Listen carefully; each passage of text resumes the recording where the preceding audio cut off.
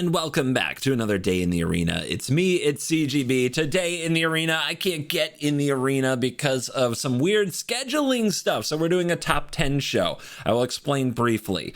Wizards has scheduled the early access for the day before the Command Fests. I have to be at Command Fest Orlando, so I have to take a flight on Thursday, but that's the day of early access. So I'll have about 5 hours before my 6 p.m. flight when early access is live. Of that, I need to spend at least one at the airport and one traveling. So I have about 3 hours to make as many videos as I can. So I'm making some other videos to fill in the time on the channel, and hopefully you enjoy it with a little bit of content to get you guys ready for the new set. And this is my top 10 cards from March of the Machine for Standard. Now, in the past, when covering my top 10 cards, I haven't focused exclusively on Standard. I've mentioned things about Historic Brawl, Commander, none of that here. I might do a separate show for Historic Brawl. Maybe I'll put it on a different channel. We'll see. But for this video right here, all we care about is Standard, and mostly 90% best of one Standard, although I'll mention the occasional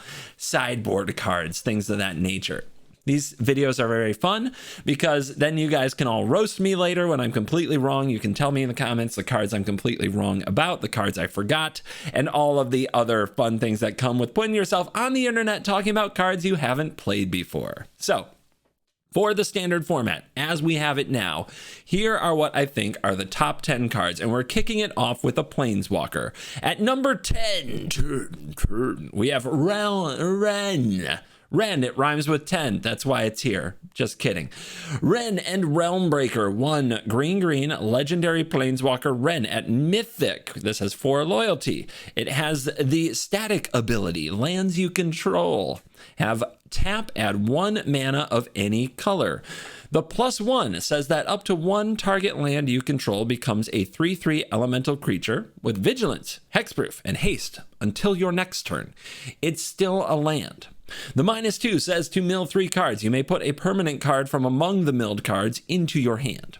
The -7 says you get an emblem with, you may play lands and cast permanent spells from your graveyard. So line by line, looking right at the top, we have a chromatic lantern / world tree type effect on the static. How relevant is this? It's pretty relevant. In today's Magic, we're playing a lot of colors for cards like Atraxa, so getting some of that universal fixing can do some very good work. In decks like Jund, universal fixing is also very helpful. So yeah, it's a helpful little ability. Is it busted? No, it's probably there for story flavor reasons more than anything else. The +1 does not untap the land. This is the most important thing to understand about the card, that the +1 does not untap the land. So if you play this on 3 and plus it, you can make a 3/3, but it's tapped. It does have hexproof, but you probably don't want to. And it does have to be a land you control, so you can't animate the opponent's stuff for some reason. So yeah, often you will probably be playing this on 3 mana and just plussing. If the opponent doesn't have a board presence or doesn't have a strong board presence, the intention being to untap next turn. And that matters because you're, for 3 mana, getting a 5 loyalty potential Planeswalker, which is very hard for people to kill, especially if you went first. The -2 mills 3 cards, and you may get a permanent card from among the milled cards into your hand. It has to be what you mill, which means that you have to have a very high density of permanents in your deck. Most Jund decks and green decks in general do not struggle with this. The -7 is an awesome emblem.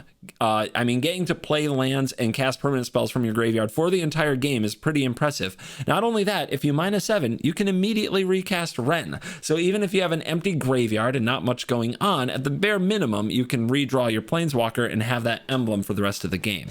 I say that this card has a lot of potential, and I definitely picture it in Jund and Sultai type of grindy decks. The problem with the card, and the reason it's number 10, is because it's green. And right now, decks like Jund and decks like Sultai just don't have that level of support. They don't have the cards that they need to really compete, and their mana's a little bit clunkier than mana in the other colors. They're heavily pushed into being Legends Matters decks with Plaza of Harmony and things like that, which pushes them into being Dahlia decks, which pushes them away from 3 mana Planeswalkers. So the format is stacked against Ren and the Realmbreaker for now, but I have a feeling that this card is better than it looks. It may take until rotation, but it should be a player at some point in the format. Next up, we have Stalker Moloch. We're getting the green cards out of the way right here in the high numbers, and a lot of the reason for them having the numbers they have is because they're green, because they're sweet cards. All right, this Stalker is 1 and a green for a 4/2 creature lizard. This is only an uncommon. It has flash. When it enters the battlefield, if an opponent casts a blue and or black spell this turn, look at the top 4 cards of your library. You may reveal a permanent card from among them and put it into your hand. Put the rest on the bottom in a random order. Again, a card that requires a good amount of permanence for the hit to matter. It has to be a permanent card from the top 4, but most decks have plenty between their creatures and their lands. You're usually hitting. If you're in a deck that runs this card, you probably are hitting. The blue or black spell. Needing the opponent to cast a blue or black spell. Very interesting, because obviously if the opponent is trying to push the issue and they're playing like soldiers and they cast a Harbin or a Sky Striker, whatever that is, then you get good hits, and you can still might get them in combat depending on the timing of their spell. The best is Rafine. You know, they go for a Rafine and they played a blue spell. So now you can flash this in and get some value. Excuse me, Mr. One Take here. Got to get that out of my throat. We're going to talk for a while. So I think that with black being as powerful and popular as it is, and blue being pretty playable, I think that this card does a lot of work. Against a deck like mono red, it's far from dead. The opponent looks at your open battlefield, swings in, you can flash this in. Maybe they kill it. It does die to something like a Play with Fire, which is disappointing, but it can also crew a Bankbuster, which is really something that you want at flash speed. It does make the opponent like kind of think twice about just crashing into the red zone. And a color like green really needs something like that. We need to make our opponent actually think about how they're going to compete with us. I think that this card might be very playable. It could be a sideboard card, but it could also be a main deck card. I think it offers a lot, and it gives green a shiftiness it just lacks. Green is definitely the big dumb idiot color at the moment, and it needs to get a little trickier. And this card is a step in the right direction. Green! We're still green. Don't worry. This is, I believe, you know, and you can check me later, I believe this is the last green card on the list, and that green mana symbol being its biggest drawback. This is Dahlia and the Gitrog monster. This isn't the only team-up card on our list, but it is one that I have faith in out of a lot of team-ups that have been revealed. This card is 1 and Abzan, 4 mana total, for a 4/4 legendary creature, human frog horror mythic. It has first strike and death touch. You may play an additional land on each of your turns. Creatures and non-basic lands your opponents control enter the battlefield tapped. Whenever Thalia and the Gitrog monster attacks, sacrifice a creature or land, then draw a card.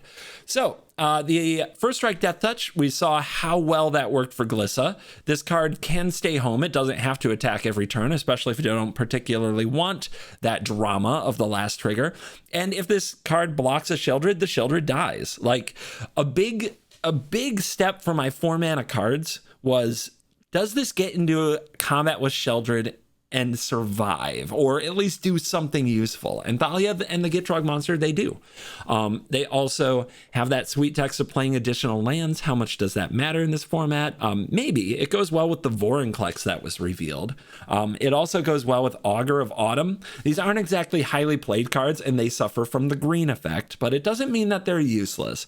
Then it also has, also a Slogurk, but you'd have to add blue, but playing 5 color legends, why not? It's also a human, so it fits well into the multicolored human decks that can splash the color pretty easily using Secluded Courtyard and Plaza of Harmony. So I think it's very castable across different colors of human decks.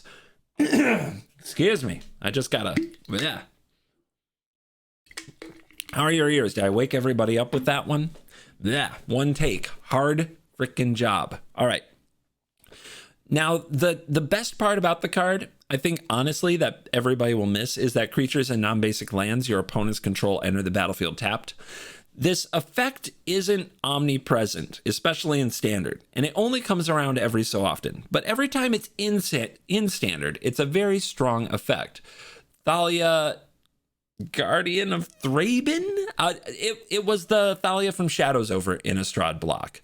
That Thalia was much better than anybody expected. So I am hoping, for 4 mana, getting that effect is a lot worse than at 3 mana. The earlier, the better.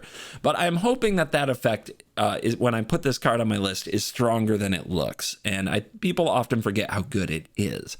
Now, the part that everybody will focus on is honestly probably the last part, and it's probably the least important part of the card for me. It's nice, but it's not I think the other parts add up to more than people expect, and I think this part will be underwhelming. Sacrificing a creature or land to draw a card when this card attacks.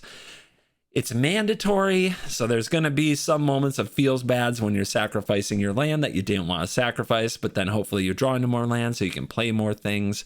There's also some creatures that like being sacrificed. Are you going to play Crawling Chorus with this? Probably not, but maybe you could. Abzan is currently a toxic color combination. This card is pretty good with Skrell's Hive. It is pretty good with Crawling Chorus. It's pretty good at making your opponent's creatures enter tapped so that you can attack right past them for your poisony things. Maybe it's a sideboard card for that reason. I think this card will see play somewhere, sometime. I believe in it. I think it has the right combination of stuff, but it is going to be hard to find a home while green is like this terrible support color. Number 6, Bloated Processor. I think that this particular top 10 that I'm making, a lot of people are going to look at and be like, whoa, there isn't, you didn't pick the powerful cards. No, I'm picking a lot of synergy cards, and many of them are for decks that don't quite exist yet. But I think that these are the cards most likely to do a lot. Bloated Processor is 2 and a black for a 3/2 Phyrexian creature rare. Sacrifice another Phyrexian to put a +1/+1 counter on Bloated Processor. When Bloated Processor dies, incubate X, where X is its power. My pitch for this card is that I think there's going to be some kind of a sacrificey deck, and we need some Blood Artist type effects, but usually at some point they're injected into standard, often at a worse rate or with some kind of restriction.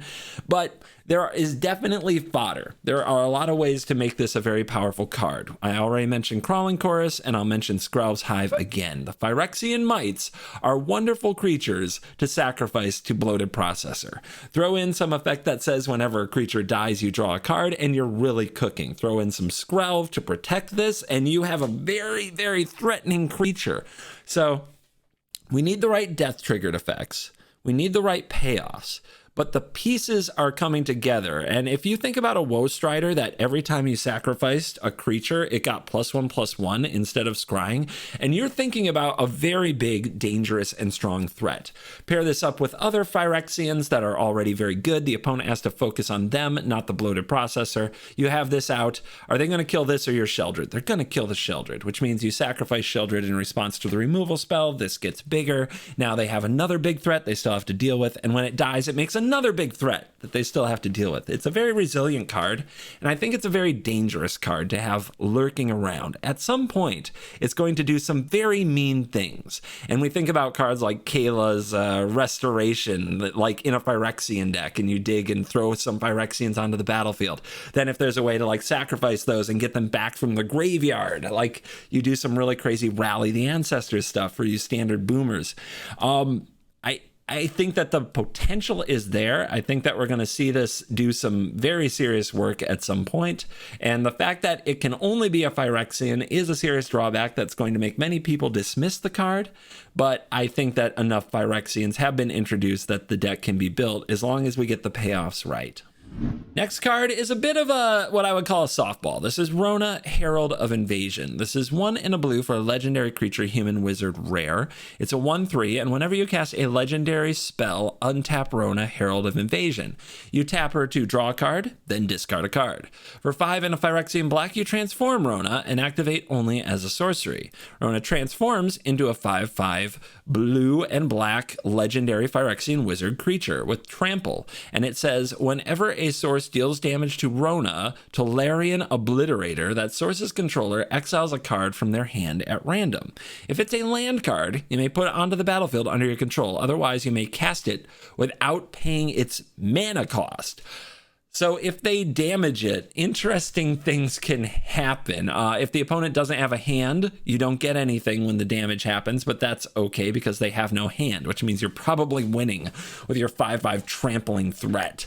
So the reason I call Rona Herald of Invasion a softball is because I think she just goes straight into a deck that already exists. Esper Legends can play this without any real thinking involved. Running one or two of these, a 1/3 body for 2 is not a terrible body, and combining this with Shieldred is great. Combining this with Lear is totally fine. You just get more loots, your deck smooths out even better, and Esper Legends continues to just have better draws than everybody else because they see more cards using the Connive of Rafine and things like this. So I think one or two of these in an Esper Legends deck is basically automatic, and even if she didn't transform, would still make the cut. By the way, this is, I believe, the only transforming card on my list. You will find no battles here. Actually, there is one more transforming card, but the transform is kind of gravy, much like it is here. But a quick word on battles. After playing with them in the pre-release, and after really looking at them closely, I think that most of the balancing of battles is done in the, what do they call it? The defense counters. Most of them have too high a defense to reliably flip, and they're difficult to attack and damage. And because of that, the backside is mostly flavor text, as it often is in cards like this, although even more difficult to make happen. And especially in a format with 20 life like Standard, it's just not worth it very often to attack a battle. So my current take on battles is that they are not currently balanced for Standard. We'll see how wrong I am about that. I don't think it's a hot take. I think that most people share that take. If I turn out to be wrong and I misevaluated them, so be it. Let's move on to number 555, and this is going to be the last team up on the list. It's certainly the team up that I think has the most overall potential in the format. This is Hitsugu and Kairi, and this is 2 and blue and black, so 5 total mana for a 5/4 legendary creature, ogre, demon, dragon at rare flying. When this card enters the battlefield, you draw 3. Then you put 2 cards from your hand on top of your library in any order. A brainstorm, you might say. When this dies, exile the top card of your library. Target opponent loses life equal to its mana value. If it's an instant or sorcery card, you may cast it without paying its mana cost. So immediately you might try to think of a deck that runs a ton of expensive instants and sorceries, and that you have to put Hitsugu and Kairi in that deck. And you can, and I'll certainly try to build a deck like that, a Dimir or Esper control deck that relies on instants or sorceries that can really cast them for free and deal a bunch of damage. First card that comes to mind for many of you and for me might be Memory Deluge, but I will caution against this since you're casting it without paying its mana cost. It's not going to do what you want it to do. Same with like Silver Scrutiny, because X would be equal to 0. So right away, you take out some of the best card draw spells and you're looking for, well, what can I flip with this card that does what I want to do? And I'm sure that I'll find some things, but I think that the tunnel vision of hoping to flip and get a free spell cast, it might be the wrong way to look at the card. I think that if you are dealing them a lot of damage, and it does say they lose life equal to its mana value regardless of whether it's an instant or sorcery, then you're probably doing it right. Hitsugu and Kairi pretty much have to be killed. It's a 5/4 flyer. It's a very hard card to ignore. So the opponent won't be able to just let it sit there, so they'll kill it, and then you'll turn over some expensive card like a Shieldred. Maybe it's your second copy or something like that. You'll exile Shieldred, they'll lose 4 life. Like, that's a pretty nasty, almost ward-like effect when you stack your library with some expensive cards. How about another Hitsugu and Kairi, right? If you exile that when it dies, you know, and they take 5. So it's a really good way to push damage. I think that this card is far more aggressive than it looks, and it is basically has a lot of sweet things that you can do with it. Flickering this is very exciting. Setting up if there's any kind of really expensive card that you can actually cast for cheap, I'm thinking like the Sky Turtle is a 7 mana card, but you can just channel it for 1 in a blue for a good effect. Like, those are the kind of hits that can be very exciting. Does that get played in standard? I don't know, but I think that this card has higher potential than many of the other cards on the list. It has enters the battlefield impact, it's a dangerous body, and it has a death trigger that can be very painful and very strong. Now we're getting into the white cards. Guys, once again, I think that for I don't know how many sets in a row, white is just getting all the goods. Black was keeping up, I think, in New Capenna and in Kamigawa, but since then it just feels like every deck is just flooded with white cards. I'm telling you right now, my top 4 cards for this set are white, and we will see how that goes. At number 4, for standard, I have Archangel L Smith. I believe in this card. It might actually take until rotation, but I do believe. Let's read it. It has 4 loyalty. It's a planeswalker. It's 2 white, so 4 total mana. A mythic legendary planeswalker, Elspeth. The +1 is create a 1/1 white soldier creature token with lifelink. The -2 is to put 2 +1/+1 counters on target creature.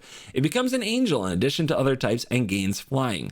The -6 is to return all non-land permanent cards with mana value 3 or less from your graveyard to the battlefield.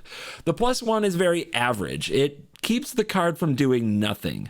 And when compared to the Wandering Emperor, who makes samurais and dishes out +1/+1 counters and first strike, the +1 doesn't really compare. So I'm not evaluating this so much on the +1. It's nice that it's there, but the -2 is where I think this card will make its money in standard. The -2 is kind of like just dishing out Sky Mauls. It's like you cast 2 Sky Mauls if the opponent isn't able to attack and kill Elspeth. Giving any of these creatures, like every creature that I can think of that's white and costs 2 or 3 mana, using this ability on it seems amazing. Amazing. The Guardian of New Benalia, Dahlia, Dennick, Adeline, Anointed Peacekeeper, Steel Seraph, like even Steel Seraph, it's like it already has flying and it's already an angel, but throwing 2 counters on it and then it can be vigilant or lifelink, it just gets even more dangerous. I think a lot of what makes Steel Seraph a good card is that it dishes out flying. I've just kind of felt that power. And I think Archangel Elspeth offers it without having to play Steel Seraph, so that you can play other cards in the 3 mana spot in your white deck, like many already do. You see a lot of Siege veterans, we want to get our Adelines in there. And a lot of people do want to play the Peacekeeper. You got to stay annoying if you're mono white. A lot of people want to play Brutal Cathar. So yeah, I think that Archangel Elspeth is a very real card. I'm not saying it's a 4 of, it might be, but like when I think about mono white, I see a lot of those decks playing Wandering Emperor, like 2 copies. I think that they would be better served by Elspeth. I think that that's a perfect home for it. And mono white is still, I can't believe it, but still like one of the highest win rate decks in best of 1 standard. So this card already has a home. The fact that it does run into Dahlia will probably keep it as a 2 of for the most part until Dahlia gets cut from these decks or rotates, one of the 2. I should just take a moment to say that the -6 I think is sweet and might happen sometimes, but is not a very, like, that's not the part of the card that I'm most afraid of. It is very strong, and there might be games where it's both players are in top deck mode and you top deck an Archangel Elspeth, you play it, you plus, you minus, and you win that game. I think that that's reasonable, but I don't think it will be the feature. I think 90% of the gameplay is going to be play Elspeth -2 schmork, especially with those vigilant creatures, right? I mean, Anointed Peacekeeper and Adeline, it gets over Sheldred. That's what's important. All right, moving on the mono white train at number 3, Elesh Norn. I'm giving it to Elesh Norn. This is a very hard card to evaluate. So if you guys wanted to take a break or hit 2x speed or run for a beverage, now is the time while I read this card, this double facing card. This is 2 white for a mythic 3/5 legendary creature, Phyrexian Praetor with vigilance. Whenever a source an opponent controls deals damage to you or a permanent you control, that source's controller loses 2 life unless they pay 1. 2 and a white, sacrifice 3 other creatures to exile Elesh Norn, then return it to the battlefield transformed under its owner's control. Activate only as a sorcery. Flip! the Argent Etchings. So it turns into a saga, and chapter 1 happens, and you incubate 2 5 times. You incubate 2 5 separate times. Then transform all incubator tokens you control. Okay, so there you go. You sacrifice 3 creatures, you get 5 2/2s, or at least base 2/2 artifact creatures. Chapter 2, creatures you control get +1/+1 and gain double strike until end of turn. That's only 30 damage, taking into account only chapter 1. Cool. And chapter 3 is to destroy all other permanents except for artifacts, lands, and Phyrexians, and then exile the Argent Etchings and return it to the battlefield. I think, so all the way back to start. 1, 3/5 Vigilance. Vigilance, very strong. 5 Booty, proven to be very strong. The body is decent for the mana cost. This is a very important part of evaluating this card versus all the other Phyrexians that were revealed in this set. All right, whenever a source an opponent controls deals combat damage to you or a permanent you control, that source's controller loses 2 life unless they pay 1. How good is that ability? Yes, they can pay their way through it. The interesting thing about it is it's like damage to you or a permanent you control, and every instance is like its own trigger. Like, that's crazy. So if you're on the front foot and you're dealing damage in, say, your Esper Legends deck, suddenly your creatures are kind of unblockable unless the opponent holds up mana for all of it if their life total is low. If their life total is not low, then they still have to take into account that any kind of big attacks or things that they do, if they're not paying the 1, the counter strike could actually wreck them. So as long as you're keeping up on board, this card feels like a parity breaker where the opponent is in a no-win situation. If they attack, they counter strike could absolutely wreck them if they're not paying for the life loss. And if they hold back and you attack them and they're threatening to pay, then like you just stand and you wait, you just wait until they do something. Because anytime they interact, anytime any creatures bounce off each other, anything like that, they have to pay or they keep losing life. So it just ties up their mana and their life total in a weird way. So I think that this card is very dangerous. And normally when you evaluate cards like this, then you think about them getting hit by Doomblade or whatever removal spell you want to call it. Now you have to think about, well, Skrelv. Skrelv might just mean that that's not convenient or easy. And then you're like, oh yeah, that's a problem. So I think that this card is still incredibly dangerous without the backside. However, the ability to sacrifice 3 creatures and flip this, I believe, is more doable than many of the other things that happen. I think this card in its own play pattern leads to stalls on the board where people can't do much, which should give you time and opportunity to get creatures onto the battlefield. I mean, Wedding Announcement kind of covers it all on its own, doesn't it? In one card.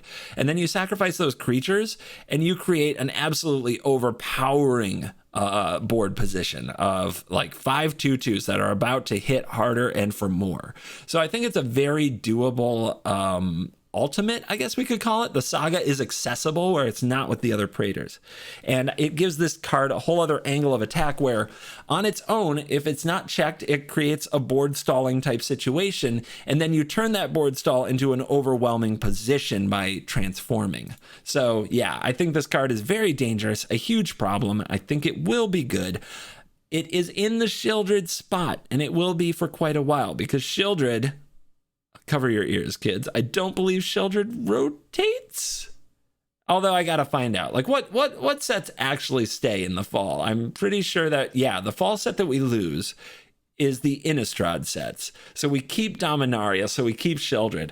So this is going to continue to compete in the Legends decks with Sheoldred's spot, but I still think it will earn a spot despite that. I think it'll be like 3 Sheoldreds, 2 Norns. I think that's what we'll see in a lot of builds for a while. And of course, if you don't play black, Elesh Norn might be able to hold down your position.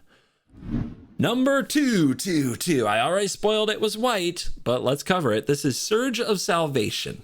Surge of Salvation is 1 white for an instant uncommon. You and permanents you control gain hexproof until end of turn. Prevent all damage that black or red sources would deal to creatures you control this turn. Pretty simple card compared to all the text that we see, and also not very flashy. I mean, your first look at this card is like, little trick sideboard card, right? Has to be.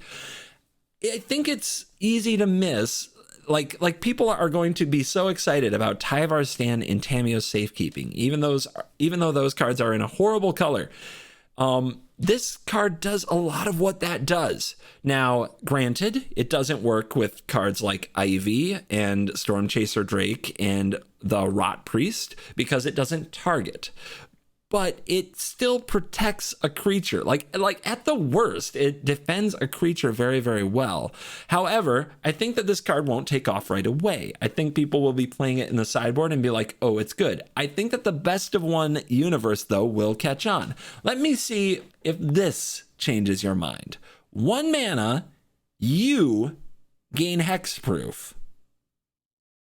Invoke Despair, countered. 1 mana, 1 white mana, counter target, invoke Despair. That's better than a Spell Pierce or a Make Disappear, which eventually in those mono black battles, they would get around it. Yeah, or just counter a cut down or go for the throat or whatever, like prevent damage from a Brotherhood's End or a burn down the house. I feel like this card is so good in current meta, even if you're just like nuking a lightning strike or something like that. And then on top of it, there's all the combat blowouts you can set up. Mono red attacks in, you set some blocks, they cast the lightning strike targeting your face or your other creature to pump their Monastery Swift Spear. 1 mana, got him. Absolutely got him. They'll scoop on the spot. I think that this card is going to be a slow burn, but once people get an idea of how good it is, we'll see much more play than most people expect, even in best of one. And my number 1 card, this is a very weird number 1 for me. I cannot believe I'm doing this. My number 1 card for this set, much like Mind Splice Apparatus in the last one, is a card that might see no play if things break the wrong way, but might be an absolute staple if they do. This is Dusk Legion Duelist. This is 1 and a white for a 2/2 creature vampire soldier at rare. It has vigilance. Whenever 1 or more +1/+1 counters are put on Dusk Legion Duelist, draw a card. This ability triggers only once each turn. Why on earth would I put a vampire soldier grizzly bear at number 1? It does say draw a card on it. It's like this.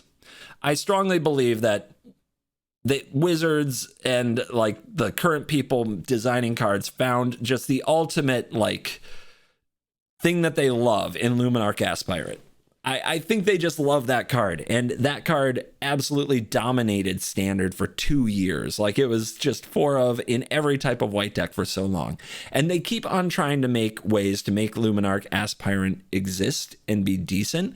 And with this card in the format, like this kind of teaming up with any effect like that just distributes a +1/+1 counter every turn is so powerful.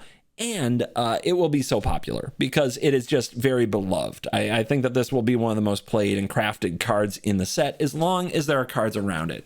Right now there's Siege Veteran. Siege Veteran is fine, but I want to play this with Rafine. Like, why wouldn't this and Connive from Rafine get teamed together? And you might say, well, it just dies to play with fire, but we have Skrelv. We have Skrelv and we have Dahlia to make those things very difficult. It's a soldier, so it goes in the soldier deck. Does soldier put +1/+1 counters on its stuff? Yeah, that's where Siege Veteran lives. So it already goes into a very popular deck with, that deck has really good 2-drops. I think this might take a spot. Maybe it's a different build. Maybe there will be the flashy soldier build that has resolute reinforcements, and there will be the +1/+1 counter build that has Siege Veteran and Dusk Legion Duelist. But I think that even if you at any point get 1 card off of this, it's busted. If this card just said straight up draw a card, it would be busted. It would be heavily played. What it requires is a +1/+1 counter. There are a lot of decks that just do that as what they do. And that's why I think that this card will be very playable. Homestead Courage in this card, you got your +1/+1 counters. Siege Veteran in this card, you got your counters. There's going to be other things like every backup card in the set. One card I considered is a backup, a human with backup that's an 0/1. And I was like, you know what? That's pretty good because for 1 mana, you can just make a body and put a +1/+1 counter on something, share some abilities. That's a way to just get a cheap +1/+1 counter on the Duelist. I mean, I just see it.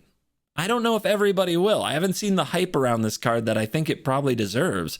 But I mean, as a vigilant thing, if this thing starts growing and is protected by the likes of a Skrelv and gets out of burn range, like it can just wall up the ground and finish the opponent quickly and provide card advantage. It's so powerful at 2 mana. So I'm giving this my number 1 card in the set. I hate it. I don't want my number 1 card in the set to be a white 2-drop. But Dahlia was my number 1 card in the set because it's Dahlia. This is not a reprint. I didn't put any reprints on this list because I just didn't want to. I wanted to highlight new cards. And I think that this is where it belongs. It says draw a card on it at least. So at least we have that.